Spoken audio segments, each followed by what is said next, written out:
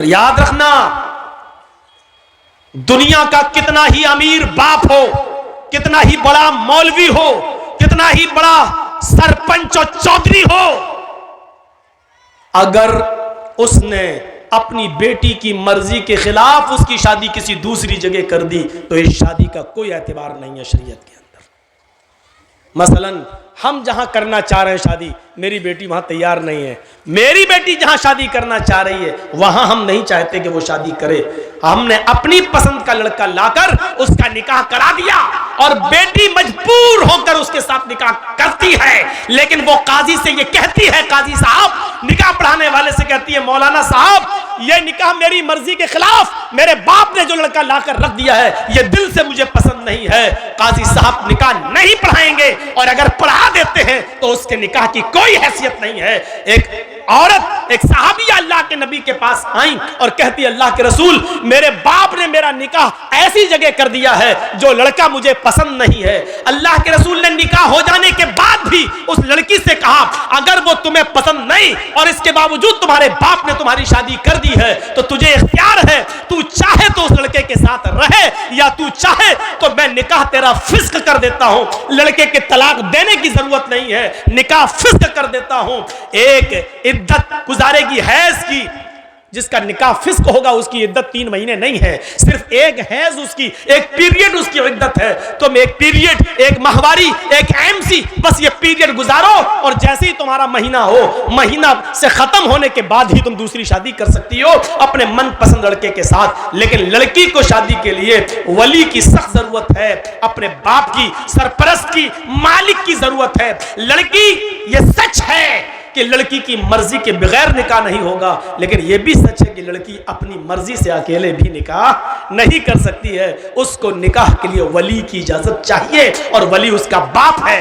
बाप अगर दिमागी तौर पर कमजोर है तो चचा है, चचा दिमागी तौर पर कमजोर है तो लड़की का भाई है, और लड़की का भाई भी नहीं तो कोई और जो उसका रिश्तेदार करीबी होगा उसकी इजाजत चाहिए। लेकिन जिस लड़की का कोई ना हो तो फिर काजी खुद वली बन सकता है। जैसे मौलाना जर्जीस अगर किसी का निकाह पढ़ा रहे हैं, लड़की का बाप भी नहीं है, लड़की का भाई भी नहीं है, लड़की का चचा भी नहीं है, तो फिर मौलाना जर्जीस खुद काजी, खुद वली बन सकते हैं और उस लड़की का वली बनकर निकाह करा सकते हैं, काजी वली बन सकता है। लेकिन कोई दूसरे गांव की लड़की अपने बाप का घर छोड़कर भागकर आपके गांव में रतनी में आ जाए तो रतनी का रहने वाला कोई बुढ़ा उस लड़की का बाप नहीं बन सकता है। होता है ऐसा, समझ रहे हैं ना? किसी दूसरे गांव की कोई लड़की भाग के रतनी में आ गई, रतनी के लड़के के साथ शादी करना चाहती है, अब उसके बाप ने कह दिया तू भाग के गई है, मेरे घर में अगर कदम रखेगी तो हम टांगे काट देंगे तेरे, मरते दम तक तुझसे रिश्ता खत्म। अब वो लड़की वहां नहीं जाना चाह रही है, यहां एक बुढ़ा उठता है, हाजी है साहब, पान मुंह में खाते हैं, सऊदिया का रुमाल डाले हुए हैं, बेटा कोई बात नहीं मैं तुम्हारा बाप बन जाता हूं। तेरे बाप बन जाने से रिश्ता जायज नहीं हो जाएगा, वो लड़की भाग कर आई है, न किसी के बाप के बन जाने से न हाजी और नमाजी कोई मौलवी भी उसका बाप नहीं बन सकता है। मुंह बोले बाप की कोई हैसियत नहीं है शरीयत के अंदर। कल ये लड़की अगर हज करने जाती है तो मुंह बोले बाप के साथ नहीं जा सकती है, मुंह बोले भाई के साथ नहीं जा सकती है। शरीयत ने ये इजाजत नहीं दी जो चाहे उसका बाप बन जाए, फिर तो कोर्ट मैरिज भी इस्लाम में जायज हो जाएगी। जबकि हमारा सबका इज्तिमाई फतवा है, देवबंदी, बरेलवी, यहां तक के शिया भी, यहां तक के अहले हदीस भी, सबका इज्तिमाई फैसला है और इज्तिमाई फतवा है कि कोर्ट मैरिज माँ बाप की इजाजत के बगैर जो लड़के और लड़कियां कोर्ट में कर रहे हैं, इस्लाम के अंदर, शरीयत के अंदर इस कोर्ट मैरिज की कोई हैसियत नहीं है, ये जायज नहीं है। कोर्ट मैरिज के बावजूद लड़का और लड़की जिनाकारी करेंगे, हरामकारी करेंगे, उनसे जितनी औलाद पैदा होगी सब हरामी और नाजायज औलादें मानी जाएंगी। मेरे प्यारे साथियों, शरीयत के अंदर वली चाहिए, वली, लड़की को वली। तो इतनी इज्जत दी है इस्लाम ने औरत को कि औरत अपनी मर्जी से पहले लड़की का निकाह होगा, इजाजत ली जाएगी, उसके बाद लड़के का निकाह होगा। अगर शादी के दिन ही लड़की मना कर देगा हम नहीं करेंगे, लौटाओ इन चोरों को, भगाओ भगाओ इन डाकुओं को, ये लूटने आए हैं, नहीं करेंगे। मेरे भाइयों, हमें और आपको फैसला करना पड़ेगा। तो इतनी जहालत थी अरब के अंदर, लेकिन इस्लाम ने इतनी इज्जत बख्शी है औरत, जहां लड़कियों को जिंदा दफन कर दिया जाता था, आप देख रहे हैं हिंदू धर्म के अंदर क्या है। ब्रह्मा जी ने अपने मुंह से ब्राह्मण को पैदा किया, हाथों से क्षत्रिय को पैदा किया, रान से वैश्य को पैदा किया और पैरों से शूद्र को पैदा किया। शूद्र हरिजन पैरों से पैदा है ब्रह्मा जी के। आगे लिखा है कि अगर कोई ब्राह्मण किसी शूद्र की लड़की पर गलत नजर डाल दे, अगर किसी ब्राह्मण को किसी शूद्र की लड़की पसंद आ जाए तो शूद्र को चाहिए कि अपनी बेटी उस ब्राह्मण लड़के को दे दे। लेकिन अगर किसी शूद्र को किसी ब्राह्मण की लड़की पसंद आ जाए, अगर किसी शूद्र को किसी ब्राह्मण की बेटी पसंद आ जाए तो राजा को चाहिए कि उस शूद्र को पकड़कर उसकी दोनों आंखें फोड़ दे। इन जिन आंखों से उसने ब्राह्मण की बेटी को देखा उसकी आंखें फोड़ दे। गौर करें आप, ब्राह्मण को अगर पसंद आ जाए तो शूद्र को अपनी बेटी दे देना चाहिए, लेकिन शूद्र को अगर ब्राह्मण की बेटी पसंद आ जाए तो राजा को चाहिए कि वो शूद्र की दोनों आंखें फोड़ दे। ये इज्जत है औरत की हिंदू धर्म में, देख लीजिए आप। और इस्लाम इसके बरस क्या कहता है कि लड़की की इजाजत के बगैर तुम निकाह तक नहीं कर सकते हो। आपने देखा है एक औरत का मकाम इस्लाम के अंदर क्या है, और मजीद देखना चाहते हो तो आओ मैं तुम्हें दिखाऊं एक औरत को क्या सम्मान दिया है। कभी हज करने गए हो? नहीं। अल्लाह ताला हम सबको तौफीक दे हज करने की। अल्लाह रब्बुल आलमीन उस मुकद्दस मकाम पर हम सबको पहुंचाए। जब आप जाएंगे या जो लोग गए हैं उनसे पूछिए, आप पहले उम्रा करेंगे और उम्रा जब आप करेंगे तो जाते ही आप एहराम की हालत में पहले खाने काबा का तवाफ करेंगे, 7 चक्कर लगाएंगे। खाने काबा का तवाफ पूरा करने के बाद आप मकाम इब्राहिम के पास 2 रकात नमाज पढ़ेंगे। अगर वहां जगह ना मिल सके भीड़ में तो पूरे खाने काबा में जहां आपको जगह मिले वहां 2 रकात आप नमाज पढ़िए। फिर आपको जो दुआ मांगना है मांगिए। उसके बाद आपको सफा और मरवा की सई करना पड़ेगी, सफा और मरवा का चक्कर लगाना पड़ेगा। आपको पहला चक्कर सफा से शुरू करना है, मरवा तक जाना है, मरवा से फिर लौट के आना है, सफा तक जाना है। आपको आने और जाने को मिलाकर 7 चक्कर लगाना है। जब सफा से मरवा की तरफ आप जाएंगे तो पहले आप नॉर्मल चाल चलेंगे, नॉर्मल। फिर हरी बत्ती लगी हुई है, ग्रीन सिग्नल। जब आप ग्रीन सिग्नल पे पहुंचेंगे तो वहां थोड़ा सा सीना तान कर, थोड़ा सा सीना तान कर, अकड़ कर ऐसे ऐसे आप दौड़ेंगे। बहुत तेज नहीं जैसे रन ले रहे हो क्रिकेट का, ऐसे नहीं, हल्का हल्का दौड़ेंगे और सीना थोड़ा सा ऐसे ऐसे ऐसे करते हुए आप हल्के हल्के दौड़, ऐसा लगे कि हाँ दौड़ रहे हैं, लेकिन स्पीड बहुत तेज नहीं, हल्की हल्की चाल से दौड़ते हुए आप जाएंगे। क्यों? आप फिर दूसरी हरी बत्ती लगी है, वहां आप फिर नॉर्मल चाल से शुरू करेंगे। फिर हरी बत्ती लगी है, फिर वहां आप सीना तानेंगे और अकड़ के चलेंगे। फिर मरवा से आते वक्त भी आप ऐसा ही करेंगे। इन मकामात पर जहां हल्का हल्का सीना तान कर दौड़ा जाता है वहां हजरते हाजरा दौड़ी थी। जब उनके बेटे को पानी नहीं मिल रहा था, जमीन पर एड़ियां रगड़ रहे थे इस्माइल, मुंह में अंगूठा रखे चूस रहे थे, और हाजरा कह रही थी अल्लाह मेरा बेटा प्यासा है, तेरा बंदा इब्राहिम इसको तेरे सुपुर्द करके गया है, मुझे और इस बच्चे को तेरे सुपुर्द करके गया है। जब मैंने पूछा कि मुझे किसके हवाले करके जा रहे हो, किसके हवाले, इला मन ततरुकुना, हमें किसके हवाले छोड़ के जा रहे हो? तो इब्राहिम अलैहिस्सलाम ने आगे बढ़ते हुए कहा था इल्लल्लाह, आय अल्लाह मुझे और इस बच्चे को उसने तेरे हवाले किया है, तेरे सुपुर्द किया है।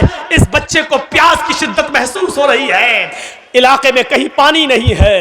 हजरत हाजरा पानी की तलाश में पहाड़ी के ऊपर चढ़ जाती हैं, सफा से नीचे झांक कर देखती हैं, शायद कोई गांव, शायद कोई कबीला, शायद कोई मोहल्ला मुझे नजर आ जाए, 2-4 आदमी रहने वाले नजर आ जाएं और मैं उनसे थोड़ा सा पानी ले लूं। लेकिन पहाड़ी की ऊंचाई पर चढ़ने के बाद भी उनको नीचे कोई बस्ती नजर नहीं आई। सफा से चक्कर लगाती हैं, नॉर्मल चाल चलती हैं, फिर थोड़ी दूर सीना तान कर चलती हैं, दौड़ती हैं, फिर रुकती हैं, फिर नॉर्मल चाल चलती हैं, फिर दौड़ती हैं, मरवा पे पहुंच जाती हैं। मरवा की पहाड़ी से नीचे झांक कर देखती हैं कि कोई बस्ती मिल जाए, कोई मोहल्ला मिल जाए, कोई गांव मिल जाए जहां मैं थोड़ा सा पानी लेकर अपने बच्चे को पिला सकूं।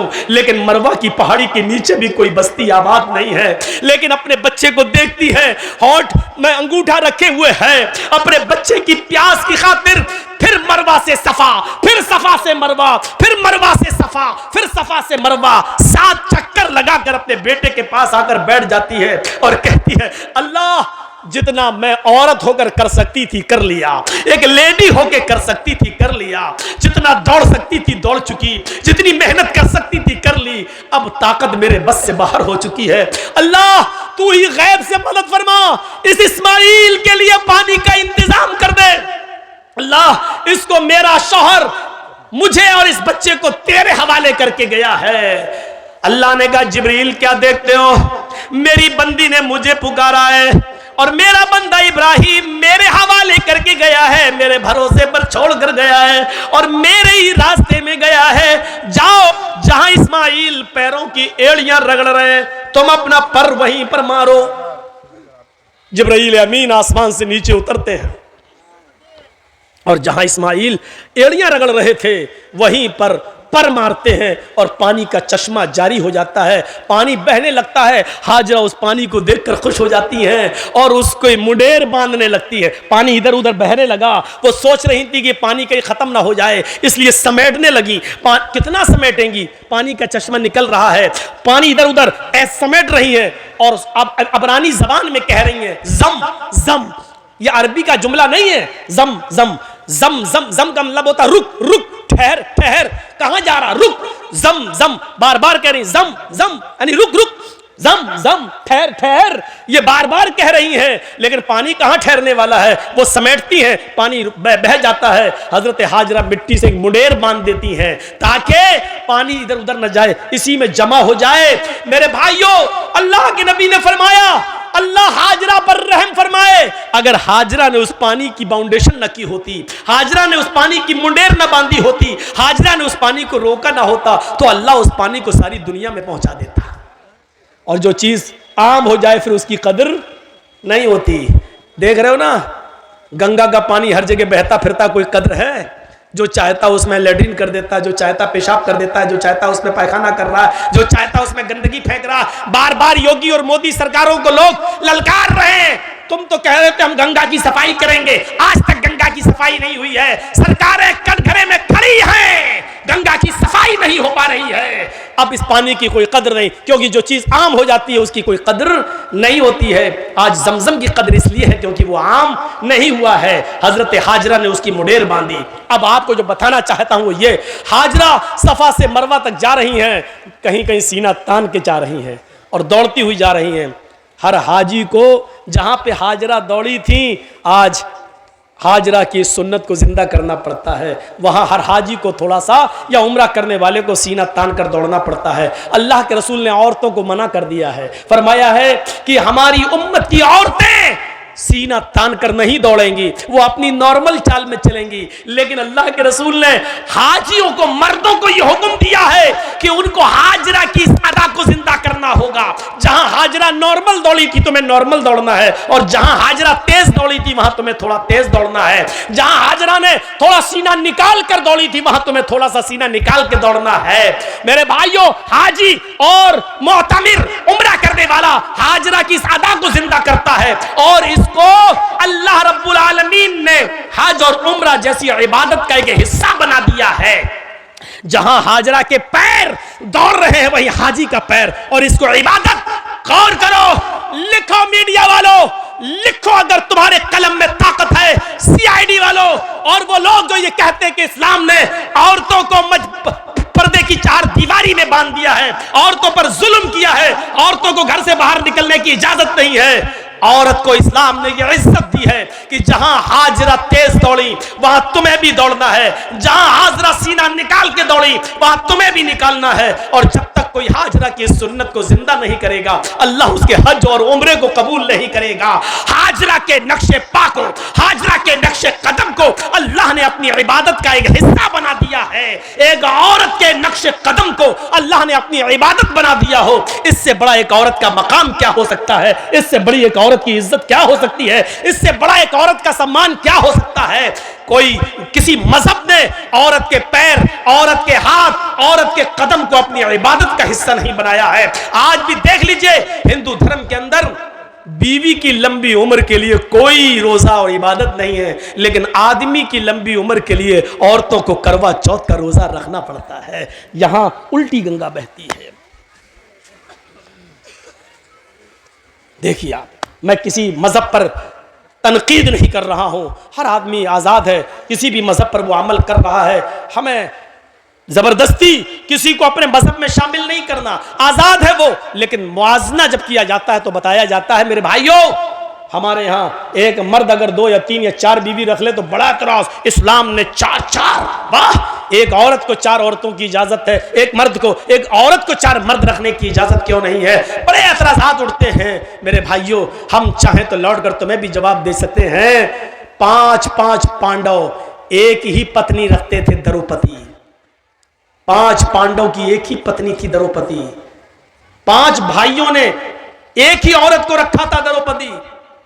आप अंदाजा लगा सकते हैं, हमें वो लोग नसीहत करते हैं जो खुद शीशे के मकान में रहते हैं और हमारे पत्थर के मकान पर पत्थर, मजबूत मकान पर पत्थर मार के गिराना चाहते हैं। उनको ये नहीं मालूम कि तुम्हारा मकान शीशे का है। अगर इधर से जवाब में एक पत्थर हमने फेंक दिया है तो तुम्हारे मकान का हाल क्या होगा? मेरे भाइयों, जो खुद शीशे के मकान में रहते हो उनको दूसरों के पत्थर के मकान पर पत्थर फेंकने का हक नहीं है। उनको डरना चाहिए, अपने मकान के कमजोर होने का एहसास होना चाहिए, एहसास उनको होना चाहिए। जो हमारे नबी की 11 और 12 बीवियों पर एतराज करते हैं, उनको कृष्ण कन्हैया की गोपियों की तादाद मालूम होनी चाहिए। 16,108 शीशे के मकान में रहने वाला किसी के मजबूत मकान पर पत्थर नहीं फेंकता है, क्योंकि वो जानता है कि अगर जवाब में इसने पत्थर फेंका तो हमारे शीशे के मकान का हाल क्या होगा। इसलिए अक्लमंदी इसमें है कि आदमी किसी दूसरे के मजहब पर बगैर पढ़े लिखे तनकीद न करे, बल्कि हर मजहब को इज्जत की नजर से देखे। हम आपके मजहब की इज्जत करते हैं, लेकिन इस बात की इजाजत नहीं देते कि हमारे मजहब पर तनकीद हो। आप हमारे मजहब की इज्जत कीजिए और इस बात की इजाजत मत दीजिए कि हम आपके मजहब पर तनकीद करें। तनकीद करने का कोई हक नहीं है। मेरे भाइयों, जिस मजहब में जो अच्छाइयां हो वो ले लेना चाहिए। अच्छाई जहां से मिले वो हमारी खोई हुई अमानत है, उसे हमें ले लेना चाहिए। और बुराई जिस मजहब के अंदर भी हो, जिस धर्म के अंदर भी हो, उसको छोड़ देना चाहिए, चाहे वो किसी भी मजहब के अंदर पाई जा रही हो। मैं ये कह सकता हूं कि इस्लाम के अंदर कोई बुराई नहीं है, मुसलमानों में बुराइयों की कमी नहीं है। दोनों बातें अलग अलग हैं। फिर सुन लीजिए, इस्लाम में कोई बुराई नहीं है, लेकिन मुसलमानों में किसी बुराई की कमी नहीं है। एक साइंटिस्ट ने कहा था कि मैंने जब धर्मों का मुताला किया तो मुझे सबसे अच्छा धर्म इस्लाम लगा। जब मैंने मजहबों का मुताला किया, हिंदू धर्म, ईसाई धर्म, जैन धर्म, सिख धर्म, यहूदी मजहब, बुद्ध मजहब, इस्लाम धर्म, मैंने सारे मजहब की स्टडी की तो मुझे पढ़ने में सबसे अच्छा मजहब इस्लाम लगा। लेकिन जब मैंने दुनिया घूम कर देखा और हर मजहब के मानने वालों का जायजा लिया, मैंने यहूदियों की बस्ती में यहूदियों को देखा, ईसाइयों की बस्ती में ईसाइयों को देखा, जैनियों की बस्ती में जैनियों को देखा, और हिंदुओं की बस्ती में हिंदुओं को देखा, बुद्धिस्टों की बस्तियों में बुद्धिस्टों को देखा, मुसलमानों की बस्ती में और मोहल्ले में मुसलमानों को देखा। मैंने हर बस्ती में हर मजहब के मानने वालों का जायजा लिया तो मुझे दुनिया की बिगड़ी हुई बदमाश बदकम्माश कौमों में सबसे ज्यादा बदतर और सबसे ज्यादा नालायक कौम मुसलमान नजर आई। हकीकत कड़वी मगर हक बजाने में उसने बात कही है। यह क्या बात है कि दूसरों की बुराई हमें सुनकर बड़ा मजा आता है। अगर हमारे अंदर भी कोई कमी है तो उसको सुनने की भी क्षमता हमारे अंदर होनी चाहिए। हम उस साइंटिस्ट की तारीफ करते हैं कि उसने हमारे मजहब को गलत नहीं कहा। हम उस साइंटिस्ट की तारीफ करते हैं कि कौमों का मुआयना करने के बाद सबसे ज्यादा कमी उसको अगर नजर आई तो मुसलमानों की नजर आई। उसने क्या कहा? मैंने जब धर्मों का मुताला किया तो सबसे अच्छा मजहब इस्लाम लगा, लेकिन जब हमने कौमों का मुआयना किया तो सबसे बदतर कौम मुझे मुसलमान नजर आई। और आप देख लो 30 करोड़ 35 करोड़ मुसलमान पूरे भारत में, 4 लाख से ज्यादा मदरसे पूरे भारत में, 4 लाख से ज्यादा पूरे भारत में मदरसे, 50 लाख से ज्यादा उलमा। एक लिस्ट दे रहा हूं आपको, गौर कीजिए। मुसलमान कितने? 30 से 35 करोड़। मदरसे कितने पूरे हिंदुस्तान में? 50 लाख, 4.5 लाख, 4 से 4.5 लाख। उलमा कितने? 50 लाख से ज्यादा। इतने मदरसे, इतने उलमा, इतनी बड़ी तादाद मुसलमानों की। मस्जिदें भी मेरे भाइयों मदरसों से कम नहीं, 5 से 6 लाख मस्जिदें पूरे हिंदुस्तान के अंदर, लेकिन नमाजियों की तादाद पर आप गौर करेंगे तो सिर्फ 2%। मस्जिदों में नमाज पढ़ने वालों की संख्या 2%, 100 में सिर्फ 2 आदमी, 2 मुसलमान। गौर कर रहे हैं, 30 से 35 करोड़ मुसलमान, 4 से 4.5 लाख मदरसे, 5 से 6 लाख मस्जिदें, 50 से 60 लाख उलमा। इतनी बड़ी तादाद के होने के बावजूद मस्जिदों में नमाज पढ़ने वालों का परसेंट 2%, जुमे में 5%, ईद और बकरीद रमजान में 10%, थोड़ा सा बढ़ जाते हैं। ईद और बकरीद में यह तादाद बढ़ के 15 और 20%। ये 80% कहां गए? और 5 वक्त होने वाली नमाज में 98% मुसलमान कहां? यह मुहासिबा कौन करेगा? यह हिसाब कौन करेगा? तुम अपने बच्चों से उनकी पढ़ाई लिखाई का हिसाब नहीं कर पाते हो, नमाज और रोजे का हिसाब क्या करोगे? अल्लाह के रसूल ने हिसाब किताब बताया था, जब तुम्हारा बच्चा 7 साल का हो तो नमाज पढ़ने का हुक्म दो।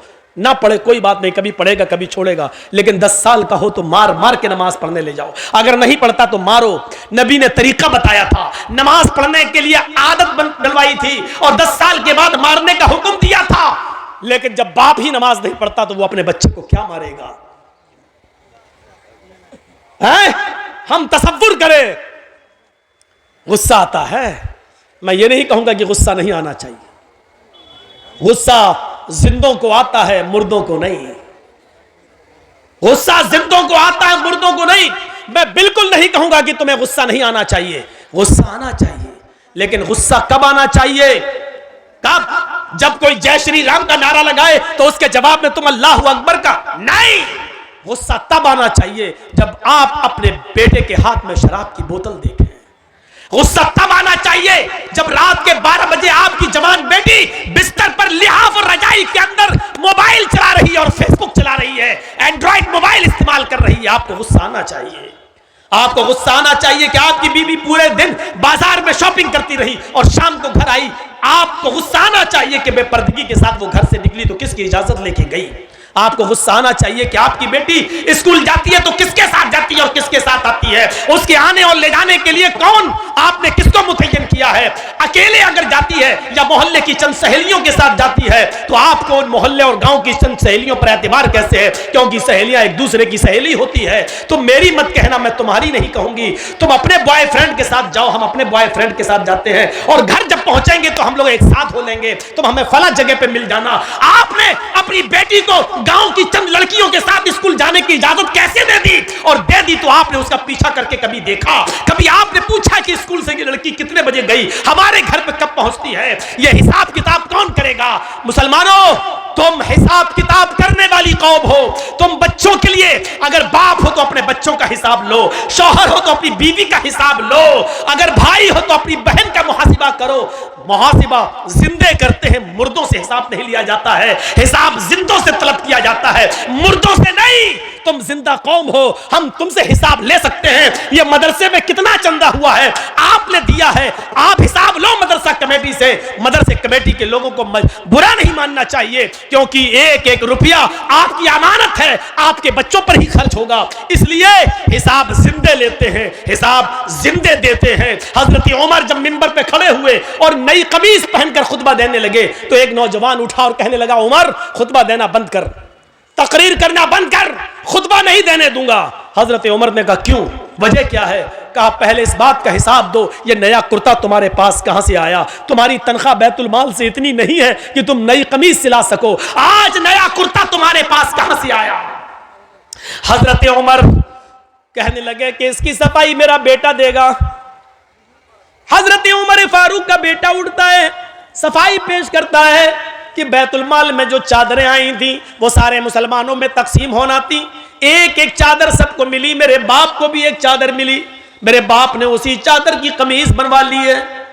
नौजवान खड़ा होता और कहता, अमीरुल मोमिनीन, एक एक चादर सबको मिली थी, मुझे भी मिली थी। मैं दर्जी के पास गया था, टेलर के पास गया था, मैंने अपना माप दिया, उस चादर में मेरी कमीज नहीं बनी। तुम तो हमसे ज्यादा लंबे हो, हमसे ज्यादा चौड़े हो, हमसे ज्यादा लंबे चौड़े हो और मोटे तंदुरुस्त भी हो, फिर तुम्हारी एक चादर में कमीज कैसे बन गई? उनके बेटे ने खड़े होकर जवाब दिया, नौजवान, एक चादर मुझे भी मिली थी, सबको एक एक चादर मिली थी, मेरे बाप को भी मिली, मुझे भी मिली, सबको एक एक मिली, तो उसमें मुझे भी मिली। मेरे बाप की अपनी चादर में जब कमीज नहीं बनी तो मैंने अपनी चादर भी अपने बाप को दे दी। मेरी और अपनी दोनों कमीजें मिलाकर मेरे बाप ने दोनों चादरें मिलाकर कमीज बना ली। नौजवान कहने लगा, बैठ गया, अमीरुल मोमिनीन, अब मुझे इत्मीनान हो गया, अब मैं सेटिस्फाई हो गया, अब आप खुतबा दीजिए। जिंदा लोग हिसाब लेते हैं और जिंदा लोग हिसाब देते हैं। ना हिसाब लेने पर गुस्सा होना चाहिए, ना हिसाब देने पर गुस्सा होना चाहिए। हिसाब जिंदे लेते हैं, हिसाब जिंदा देते हैं। गुस्सा जिंदों को आता है, मुर्दों को नहीं। हम नहीं कहते कि गुस्सा दबाओ, हम नहीं कहते कि गुस्से को तुम पी जाओ, हम कहते हैं गुस्सा उठाओ, गुस्सा उभारो, गुस्सा निकालो, भड़ास निकालो, लेकिन जायज जगह पर, ना जायज जगह पर नहीं। अल्लाह के नबी को भी गुस्सा आता था और गुस्सा इतना आता था कि आपकी आंखें सुर्ख हो जाती थी और ऐसा लगता था जैसे किसी ने अनार का रस, अनार का जूस किसी ने नबी अकरम की आंखों में डाल दिया हो। इतना गुस्सा आता था जनाब मोहम्मद रसूलुल्लाह को, लेकिन नाजायज बात पर नहीं, जायज बात पर गुस्सा आता था। आज दुनिया की कौमें आज हमारा मजाक उड़ाती हैं और हम मुश्तइल हो जाते हैं। यहां गुस्सा नहीं आना चाहिए। मसलन अभी कुछ दिनों पहले एक आदमी ने इस्लाम को बहुत बदनाम किया, कुरान को लेकर बहुत बातें कही, हमारे नबी को लेकर बहुत बातें कही, लेकिन हम नहीं समझ पाए कि वो सारी बातें कहने के पीछे कौन है। हम नहीं समझ पाए, वो बातें कह नहीं रहा, उससे कहलवाई जा रही हैं, और कौन कहलवा रहा है ये भी मैं जानता हूं, लेकिन हम ना नाम ले रहे हैं, ना आपको बताना चाहते हैं और ना नाम लेना चाहते हैं। जब तक आप इन चैनलों पर पाबंदी नहीं लगाएंगे, हमने नाम लेना बंद कर दिया है, क्योंकि इन चैनल वालों ने मुझे कहीं का नहीं छोड़ा है। मेरे ऊपर इतने केस करवाए हैं, इतने केस करवाए हैं कि मैं जिंदगी में कभी इनको माफ नहीं कर सकता हूं। मना करने के बावजूद इन्होंने वही चीजें डाली हैं जिन चीजों से मैंने इनको रोका था। सिर्फ इनके अकाउंट में पैसा आ रहा है, चलाओ बेटा, जितना चला सकते हो चलाओ, लेकिन याद रखना मरना तुम्हें भी है, तुम्हें भी मरना है। और मैंने अब ऐलान कर दिया है, अब जब भी कोई मुझसे जलसे की डेट लेगा तो मेरी पहली शर्त होगी कि कोई भी चैनल वाला नहीं आएगा। ये दिसंबर का महीना खत्म हो रहा है, 3-4 दिन और रह गए हैं। अब जनवरी में मेरा यहां कोई प्रोग्राम नहीं है, मैं बंबई जा रहा हूं, और फरवरी से जितने भी प्रोग्राम होंगे सबके साथ ये शर्त लग चुकी है कि कोई चैनल वाला हमारे जलसे में नहीं आएगा। आएगा तो मैं नहीं आऊंगा। और धोखा एक बार दोगे, बार बार नहीं। जिस जलसे में मैंने किसी चैनल वाले को देख लिया, मैं जिसको बुलाऊंगा, जो मेरे लिए अच्छा होगा और मेरे कहने के मुताबिक जो स्पीच जो देता, उसको बस बुलाएंगे, किसी को नहीं बुलाएंगे। जो मेरे कहने पर चलेगा बस वही, और वो 1-2 आदमी है, इससे ज्यादा मैं किसी को इजाजत नहीं दूंगा। ये 1 फरवरी से मैं ये कानून नाफिज कर दिया हूं। दिसंबर तक चूंकि दे चुका था प्रोग्राम, इसलिए मैं किसी को रोक नहीं पाया। याद रखिए, आज तक, आज की तारीख बता रहा हूं, अब तो 26 हो गई, 25 तारीख को ये जलसा रखा था हमारे मुखिया जी ने। 25 तारीख मैं बता रहा हूं आपको, मैं आपके बिस्तर पर लेटा हूं मुखिया जी के घर, और जी हिंदुस्तान में आज भी मेरे बारे में चलाया गया है। आज भी जी हिंदुस्तान मुझे दिखा रहा है, आज भी उसने यही बिहार और बंगाल की तकरीरों की कटिंग आज भी उसने पेश की है। मैंने तुम्हारा सुअरपना देख लिया है। मैं ये जुमला बोल रहा हूं, तुम्हारी आंखों में सुअर का बाल है। बहुत अच्छी तरीके से मैं समझ गया हूं, इन चैनल वालों को मैं कभी माफ नहीं करूंगा। मेरे भाइयों, तकलीफ दिल से होती है। मना करने के बावजूद इन्होंने वही हरामीपना दिखाया है, वही हरामीपना। मुझे इनके माँ बाप से पूछना पड़ेगा, ये तुम्हारी औलाद दिन में पैदा हुई थी कि रात में? तुम्हारी भी बात मानती है कि नहीं मानती है, ये मुझे पूछना पड़ेगा इनके माँ बाप से। लगता है ये जरूर रात में पैदा हुए होंगे, क्योंकि रात में पैदा होने वाली अक्सर औलाद ना, मैं कानून नहीं बता रहा हूं ना, कोई मौलाना कौन सी हदीस में आया है, मैं बता नहीं रहा हूं ना, आप ये पूछें, ये इनमें अक्सर रात में पैदा हुए होंगे। तो मेरे भाइयों, कहना तो बहुत कुछ चाहता हूं, लेकिन छोड़ देता हूं, गुस्सा तो बहुत है मेरे अंदर। फिर मैंने कहा था ना, गुस्सा जिंदों को आता है, मुर्दों को नहीं। मेरी इस बात को याद रखना, लेकिन वो गुस्सा अगर आया तो वो मेरा नाजायज गुस्सा हो जाएगा। उतना हमें नहीं बोलना था, इसलिए हम रोक रहे हैं अपने आप को। चलिए 1 फरवरी से तुम खुद ही रुक जाओगे। तो मेरे भाइयों, मैं यही कह रहा हूं कि अपना हिसाब करो, अपने बच्चों का हिसाब करो, पूछो। आज की नौजवान नस्ल, हमारी बेटियां, हमारी लड़कियां, आप बैठे हो खामोश हो, सोचो क्या प्लानिंग हो रही है हमारी बेटियों के बारे में। कभी सोचा आपने ठंडे दिल से? कभी सोचा है आपने? सोचिए मंसूबे क्या हो रहे हैं। गुस्सा आना चाहिए, लेकिन जायज जगह पर, नाजायज जगह पर नहीं। एक आदमी को साथ मिला सरकार का, गवर्नमेंट का, और उस आदमी ने कुरान का मजाक उड़ाया, हमने उसको नंगा किया। एक आदमी जय श्री राम के नारे लगाकर हमें उकसाता है, हमें मुश्तइल करता है, और हम भी उसके जोश में आ जाते हैं और हम भी उसके अपोजिट दूसरे नारे लगाते हैं। अरे यही तो वो चाह रहा था, आपने जो चाह रहा था, आपने उसके मकसद को पूरा कर दिया। आपने उसके मकसद को पूरा कर दिया। आपको ऐसा नहीं करना था। नहीं, आपको मालूम है कि हिंदुस्तान में उनका कुछ नहीं होगा। एक है ना डासना का पंडित, डासना का, अरे उत्तर प्रदेश में डासना नाम की एक जगह, वहां का एक पंडित है ना, कितना भड़काता है, कितना बरगलाता है। टीवी, एनडीटीवी ने तो बाकायदा दिया कि अभी तक जेल में क्यों नहीं गया। देखिए कितना बरगलाता है। लेकिन जरूरी नहीं कि जो आदमी हमें बरगलाए हम भी वैसा ही जवाब दें, कोई जरूरी नहीं है। मेरे भाइयों, शॉर्टकट में एक जवाब दे दूं आपको, अक्लमंदी ये नहीं है। अगर कोई पागल कुत्ता मेरे पैर में काट ले, जर्जीस को अगर कोई पागल कुत्ता काट ले, तो क्या जर्जीस भी उस पागल कुत्ते को काटे? बताइए तो, क्या ये अक्लमंदी होगी? अगर कोई पागल कुत्ता काट लिया हमारे पैर में, अब जर्जीस को गुस्सा, कमीने तूने काटा, पकड़ पकड़ पकड़, हम भी काटेंगे, पकड़वाया और काट रहे हैं उसको, तो उससे बड़े पागल तो हम हो गए। तो कुछ लोगों का दिमाग खराब हो चुका है। किस नशे में हो चुका है? उनके साथ पुलिस की ताकत है, उनके पास एसएसपी और डीएम की ताकत है, उनके पास हुकूमत की ताकत है। वो जानते हैं हम कुछ भी कह देंगे हमारा कुछ नहीं होगा। इस नशे में, हुकूमत के नशे में, पुलिस और एसपी और डीएम की ताकत के नशे ने उनको पागल कर दिया है। वो हमें बरगलाएंगे। अक्लमंदी यह है कि उनके बरगलाने में हम ना आए। हाथी का काम होता है खामोशी के साथ चलते रहना, और कुत्तों का काम होता है भौंकते रहना। अगर हाथी भौंकने वाले कुत्तों को पीछे मुड़ के देखने लगा, तो हाथी जिस मंजिल पे जाना चाहता नहीं पहुंच पाएगा। हाथी चलता रहता है, वो जानता है कि ये कुत्ते हैं, इनकी आदत भौंकने की है, भौंकते रहेंगे, थक जाएंगे, खुद ही छोड़ देंगे। इन भौंकने वाले कुत्तों को उनके हालत में छोड़ दो। हम भौंकने वाले कुत्तों का नाम भी ले देते, लेकिन इन यूट्यूबर वालों की वजह से नहीं ले रहे हैं। आप समझ जाओ, और जिसने इन भौंकने वाले कुत्तों को समझ लिया, वो पूरी तकरीर समझ गया। समझ लो कि वो कामयाब हो गया। मेरे भाइयों, ये यूट्यूबर वाले तुम्हें समझने नहीं दे रहे हैं, लेकिन हमने तुम्हें समझा दिया इशारों में। जो इन भौंकने वाले कुत्तों को समझ जाए, वो पूरा जलसा समझ गया। और समझ लो कि मुखिया जी के कराए हुए जलसे को आपने कामयाब कर दिया। मेरा इशारा समझ जाओ, भौंकने वाले कुत्ते कौन हैं, और हाथी बनने की कोशिश करो। खामोशी के साथ चले जाओ और भौंकने वाले कुत्तों के भौंकने का जवाब मत दो। यही तुम्हें इस्लाम ने सिखाया है। अपनी आदत बदलो, वरना काटे जाओगे और मारे जाओगे, पकड़े तुम ही जाओगे।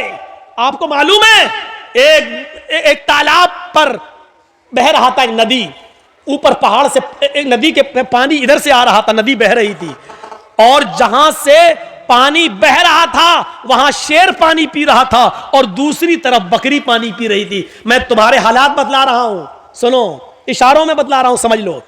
उधर पानी शेर पी रहा है, इधर पानी बकरी पी रही है। पानी शेर की तरफ से बहता हुआ आ रहा है, और बकरी, मोबाइल अपना बंद करो, मुझे मालूम है आजकल भंगियों चमारों के पास भी मोबाइल होते हैं, बंद करो, यार टूटू हो रही यार। रात के 2:22 पर किसका फोन आ रहा होगा, सोचो तो जरा। तो दिमाग लगाओ बेटा, जिस स्कूल में तुम पढ़ते हो मैं उसका हेडमास्टर रह चुका हूं, ये सब मत बताओ। यहां से सुनिए, जहां से शेर पानी पी रहा है, इधर बकरी पानी पी रही है। तो शेर ने, दोनों ने एक साथ मुंह लगाया। शेर को तो बहाना चाहिए था। शेर ने कहा, बकरी तूने मेरे पानी को झूठा क्यों किया? अब देखो उल्टा बोल रहा है, जबकि पानी शेर झूठा कर रहा है और पानी शेर की तरफ से बहता हुआ बकरी के पास आ रहा है। शेर का झूठा पानी बकरी पी रही है, लेकिन शेर ने बकरी से क्या कहा, तूने मेरा पानी झूठा क्यों किया? बकरी कहने लगी, जंगल के राजा, मैंने कहां झूठा किया है? पानी तो आपकी तरफ से बहता हुआ आ रहा था, आपका झूठा पानी मेरी तरफ आ रहा था, मैंने तो आपका झूठा पानी पिया। बकरी का ये जवाब सुना शेर ने तो कहा, अच्छा मुंह भी चला रही है, मुझसे बहस भी कर रही है। आया और मारा पंजा और फाड़ दिया बकरी को और खा गया। ये सूरत हाल है तुम्हारी और हमारी। अगर हम जायज बात भी करेंगे तो पकड़ी जाएगी, और वो नाजायज बात भी करेंगे तो नहीं, क्योंकि पावर है, नशा है। नशा उतरता अच्छे अच्छों का उतरा तो तुम्हारा क्या है? फिरौन का उतरा, कारून का उतरा, नमरूद का उतरा, हिटलर का उतरा, तुम्हारा भी उतरेगा। जाओगे कहां? नशा उतरना है, आज नहीं तो कल। और राहत इंदौरी ने कभी कहा था, जो आज साहिबे मसनद हैं कल नहीं होंगे, जो आज साहिबे मसनद हैं कल नहीं होंगे, किराएदार हैं, जाती मकान थोड़ी है। यूपी में हवा बदल रही है, हालात किस तरफ जा रहे हैं हमें मालूम है, बस जरूरत है अक्लमंदी से काम लेने की। बिहार वालों ने थोड़ी सी गलती कर दी, आज बीजेपी और जनता दल यू की गवर्नमेंट बन गई। वो गलती कहां है उस तरफ हम इशारा नहीं करना चाहते। बंगाल वालों ने उस गलती को नहीं दोहराया तो आज पैर उखड़ गए। इसी फर्क को अगर यूपी के मुसलमान समझ लिए तो इंशाअल्लाह उधर की फिजा भी बदल जाएगी। मेरे भाइयों, जरूरत है अक्ल और शऊर से काम लेने की। यह नहीं देखना है हमारा कौन तुम्हारा कौन, यह देखना है कि हमारा कम नुकसान किसमें है और ज्यादा नुकसान किसमें है। इस चीज की जरूरत है आज। आपको मालूम है, अपने अंजाम से बाखबर रहिए। एक मिसाल और देता हूं, बड़ी अच्छी मिसाल है। एक शेर, सुनिएगा मिसाल। ए भैया बैठ जाओ, ए चाय वाले बैठ जाओ, बहुत बिक चुकी है तेरी चाय। बड़ी अच्छी मिसाल है, जरा देखिए। एक जंगल के अंदर शेर भी शिकार के लिए निकला, भेड़िया भी शिकार के लिए निकला और लोमड़ी भी शिकार के लिए निकली।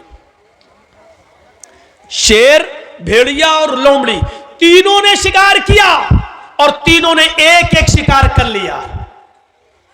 शेर ने हिरन मार दिया, भेड़िए ने बकरी का शिकार किया और लोमड़ी ने खरगोश का शिकार किया। शेर ने कहा भेड़िए से, तुम तकसीम कर दो, बंटवारा कर दो, कौन किसका हिस्सा है, कौन क्या खाएगा। देख रहे हैं, शेर तो राजा होता है, मतलब पावर में। शेर का मतलब आप दिमाग कहीं और ले जाइएगा, मैं नाम नहीं लूंगा इन कमीनों की वजह से। कितना मजबूर कर दिया है आपने, सोचा आपने, अंदाजा लगाया कितना मजबूर कर दिया आपने मुझे। तो सुनो, शेर जब मैं बोलूं तो कुछ और सोचना, मैं नाम नहीं लूंगा। तो शेर ने हिरन मारा, भेड़िए ने बकरी का शिकार किया और लोमड़ी ने खरगोश का। शेर ने कहा, मतलब पावरफुल, भेड़िए से कहा इंसाफ कर दो, फैसला कर दो, कौन क्या खाएगा। भेड़िए ने कहा बहुत आसान है। कहा क्या? कहा हिरन आप खा लीजिए, बकरी मैं ले लेता हूं, लोमड़ी खरगोश ले लेगी। शेर को गुस्सा आ गया, शेर को गुस्सा आया और उस गुस्से में मारा पंजा, भेड़िए के सर अलग तन अलग, टुकड़े टुकड़े हो गए उसके, खत्म कर दिया उसने भेड़िए को। लोमड़ी से कहा बहन जी तुम इंसाफ करो। लोमड़ी ने देख लिया, भांप लिया। लोमड़ी ने कहा बहुत आसान है।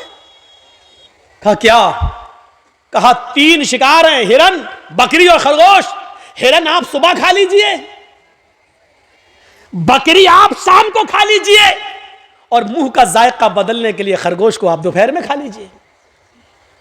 शेर ने कहा वाह, बहुत अच्छा फैसला, वाकई इतनी अकल तुम्हें किसने दी, इतना अच्छा फैसला तुम्हें किसने सिखाया?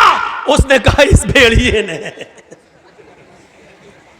इस भेड़िए के अंजाम ने। इतनी जबरदस्त मिसाल देने के बाद भी हमारी अकल नहीं खुल रही है।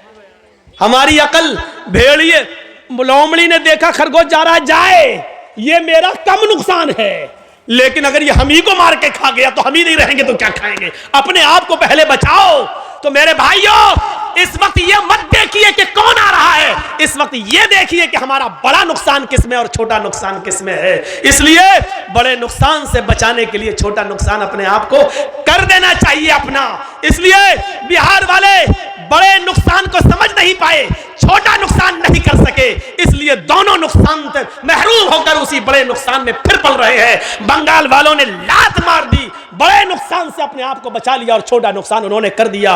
अल्लाह उत्तर प्रदेश की आवाम को भी बड़े नुकसान से बचने की तौफीक अता फरमाए, उनको अक्ल शऊर अता फरमाए और उनको भी समझदारी से काम ले और लोमड़ी की तरह उनको भी इबरत हासिल करने की तौफीक अता फरमाए। वरना हाल वही होगा जो भेड़िए का हुआ, क्योंकि पावर, इंसाफ तो यही था। शेर ने हिरन मारी, शेर हिरन खा ले, भेड़िए ने बकरी मारी, भेड़िया बकरी खा ले, लोमड़ी ने खरगोश मारा, लोमड़ी खरगोश खा ले। भेड़िए ने फैसला सही किया, लेकिन इसके बावजूद भी उसको जान से हाथ धोना पड़ा। अच्छा, नौरा पंजाब बेचारा गया, लोमड़ी से कहा तुम इंसाफ करो। उसने कहा दिन में आप सुबह में हिरन खा लीजिए, शाम को बकरी खा लीजिए और दोपहर में अगर मुंह का जायका बदलना हो तो खरगोश का टेस्ट कर लीजिए, तीनों आपके। वाह वाह, क्या अच्छा फैसला किया। लोमड़ी से कहा लोमड़ी, इतना अच्छा फैसला तुझे किसने सिखाया?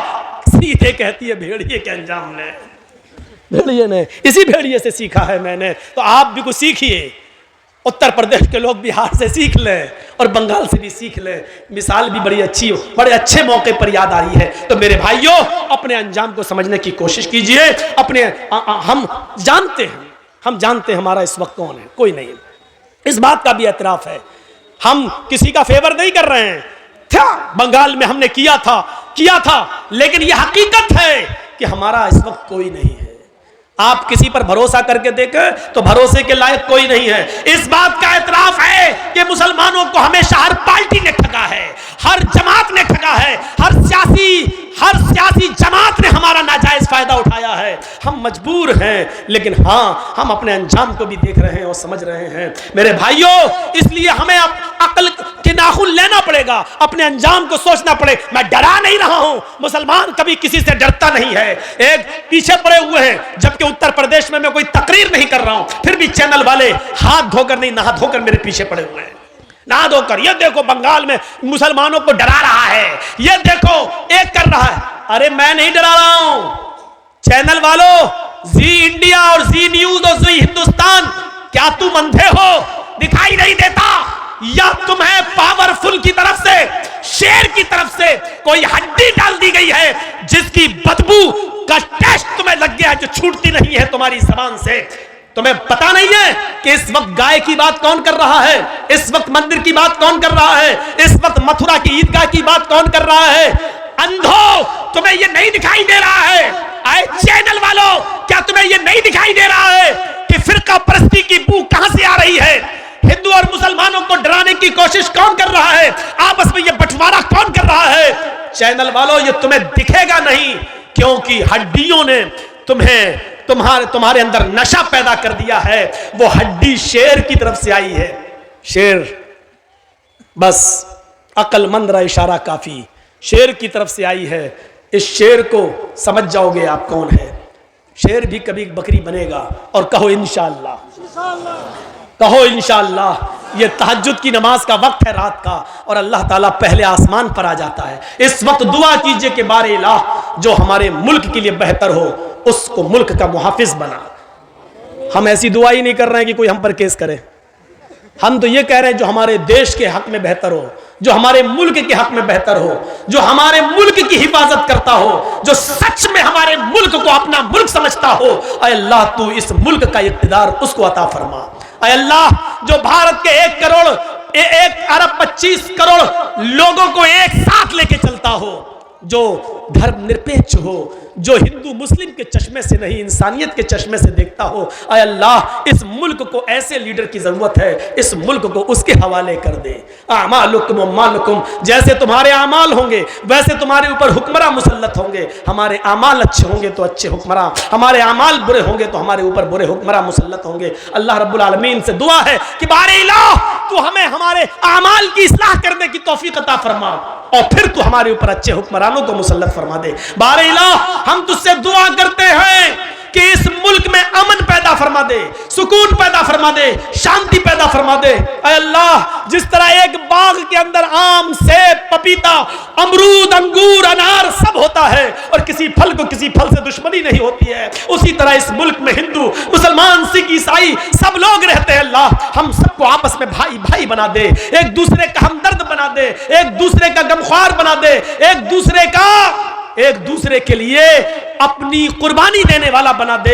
ऐ अल्लाह एक दूसरे का दर्द कांटा हिंदू को चुभे तो उसका दर्द मुसलमान अपने दिल में महसूस करे और कांटा मुसलमान को चुभे तो उसका दर्द हिंदू अपने दिल में महसूस करे। हमें ऐसा एक दूसरे का हमदर्द बना दे। ऐ अल्लाह गंगा जमनी तहजीब जो हमेशा हमारे मुल्क में कायम रही, कुछ लोग इस गंगा जमनी तहजीब को मिटाना चाहते हैं। बारे अल्लाह जो लोग हिंदू मुस्लिम एकता को मिटा रहे अल्लाह तू उनको मिटा दे। ऐ अल्लाह जो हिंदू मुस्लिम एकता को खत्म करना चाहते अल्लाह तू उनको खत्म कर दे। ऐ अल्लाह जो इस मुल्क के अमन, चैन और सुकून और शांति को भंग करना चाहते हैं अल्लाह तू उनको भंग कर दे। ऐ अल्लाह जो इस मुल्क में फसाद बर्पा करके इस मुल्क को जंग की आग में और गिरा युद्ध में घुसरने की और धसाने की कोशिश कर रहे हैं अल्लाह तू उनको इस मुल्क से मिटा दे और उनका सफाया कर दे। इस मुल्क की हिफाजत फरमा। ये मुल्क हमारा मुल्क है, ये 1 अरब 25 करोड़ देशवासियों का मुल्क है। हिंदुओं ने भी मुसलमानों ने भी इस मुल्क को आजाद कराया है। ऐ अल्लाह इस मुल्क के अमन और चैन से कुछ लोग खिलवाड़ कर रहे हैं अल्लाह तू उनको खिलौना बना दे, उनको निशाने इबरत बना दे। जिस तरह हिटलर बना, हज्जाज इब्ने यूसुफ बना, जिस तरह और लोगों को तूने निशाने इबरत बनाया, बारे अल्लाह तू उनको भी निशाने इबरत बना दे। बाद में आने वाली नस्ल उनके जुल्म को याद करे, उनके सितम को याद करे। 11:30 बजे 11:40 पर मैं आया था और फिर 12:40 पर और मेरा 2 घंटे का तकरीबन पूरा वक्त हो गया है, 1:45 तो हो ही गया है। तो मेरे भाइयों हम अल्लाह से दुआ करते हैं कि बारे इलाह हमें अक्ल व शऊर से काम लेने की तौफीक अता फरमा। बारे इलाह जब तक तू हमें जिंदा रख, इस्लाम पे जिंदा रखना और जब हमारा खात्मा हो तो ईमान पर हमारा खात्मा फरमाना। और आखिरी ऐलान ये आपसे कि मदरसे 2 साल कोरोना का शिकार रहे हैं और नहीं चल सके हैं। आपसे आखिरी गुजारिश, आपने किसके हाथ में किसका क्या ताउन किया है मुझे नहीं मालूम, लेकिन मेरे हाथ में आप क्या ताउन करना चाहते हैं, मुझसे क्या मोहब्बत है, अपने अपने मोबाइल आप हटा लो और अपनी मोहब्बत आज मैं देखूंगा आपके दिलों में क्या है। लिहाजा इस मदरसे के लिए आप 10, 20, 50, 100, 500, 1000, 2000 जो देना चाहें मेरे हाथ पर भी दे सकते हैं। और याद रखिए मैं दुआ वैसे नहीं करता हूं जैसे और मौलवी करते हैं। आप नियत पहले कर लीजिए, आपको किसको सवाब पहुंचाना है उसकी नियत कर लो। अल्लाह इसका सवाब मेरे बाप को मिले, मेरी माँ को मिले।